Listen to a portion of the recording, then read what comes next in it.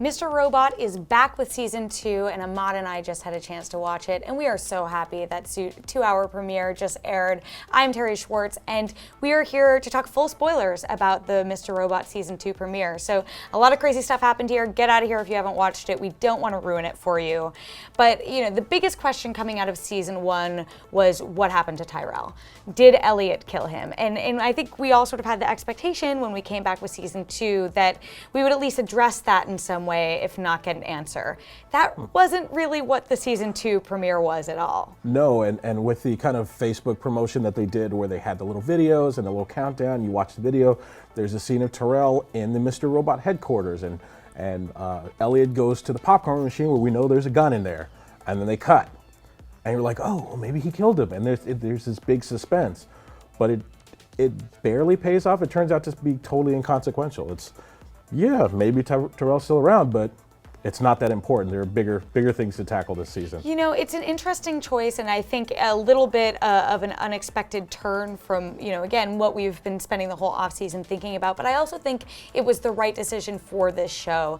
Instead of focusing on the big mystery around Tyrell, we instead go deep again into Elliot's psyche, as we always are on this show, and see that he's trying so hard to hold on to his sanity. And basically, when we meet back up with him, which is, you know, a decent enough amount of time after F Society took down Evil Corp and sent the world's economy spiraling, that Mr. Robot is now finally emerging. What did you think about that creative decision to re-enter the story there? I thought it was a good switch from moving from the very, you know, mystery and very kind of plan, you know, we're going to do this plan. We're going to find out who Mr. Robot is. We're going to find out more about F Society.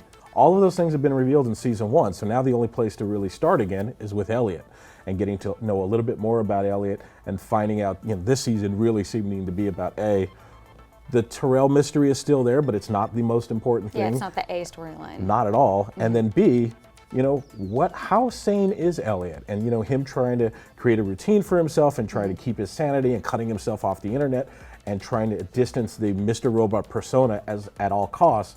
But we're still left wondering, how sane is he and how much of this is actually real? And I don't know about you, but I certainly feel like he is like farther off the rails than he's ever been before. That scene where Mr. Robot shoots him in the head and you get the sense that, or it's happened twice and he's waiting for it to happen again.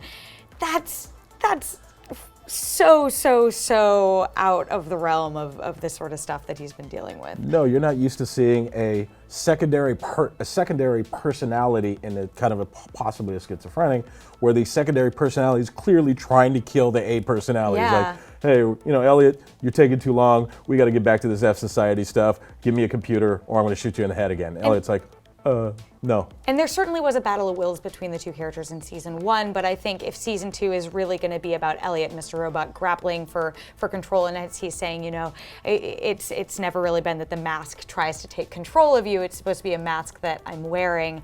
We see that the most with this Ray storyline with Craig Robinson's character, where, you know, it seems like a really small thing, but Mr. Robot is taking over again when Elliot's having his blackouts, and that sort of does tie back into the big question at the end of the episode when Elliot, you know, becomes conscious again and is on the phone, and who is he on the phone with? Was that?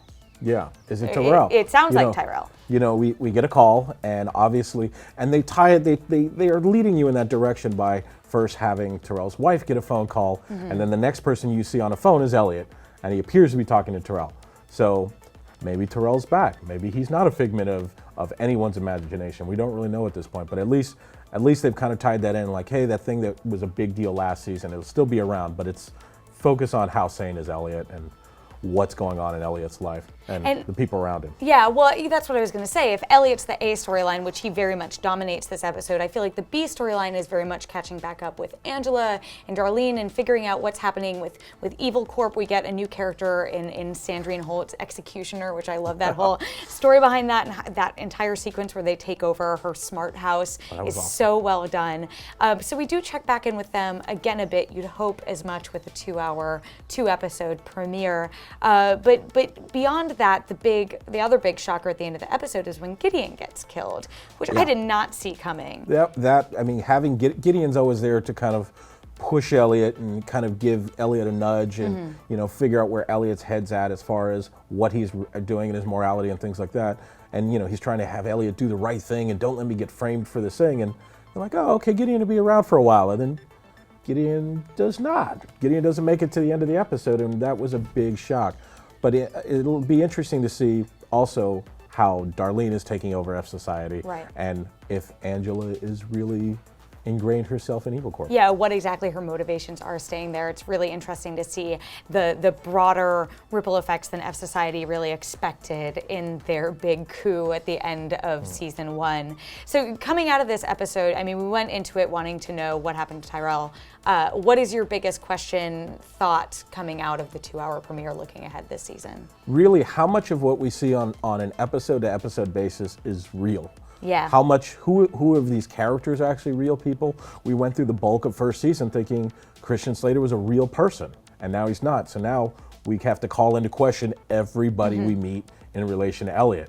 Is Joey Badass's character, who Elliot's having this conversation in diners with, a real person? About Seinfeld, which is like the thing that kept me laughing the entire episode. That was such a good touch. It was hilarious. How real is Craig Robbins? Who are these people, Right. and how much of the reality is actually unreliable narrator versus actual events? I agree, and I also want to know just how much are we not seeing, because we got a sense of that with Ray, where he's like, listen, we talked last night, and then Elliot goes back to his journal and is going through and trying to figure it out, and I hope that's something they play around with more, like, as Elliot tries so hard for control, just how many gaps are there, and we as the viewer, how restricted are we, and what is really happening with his storyline. I hope that they hold off a bit with the Tyrell mystery. They might resolve it in episode 3.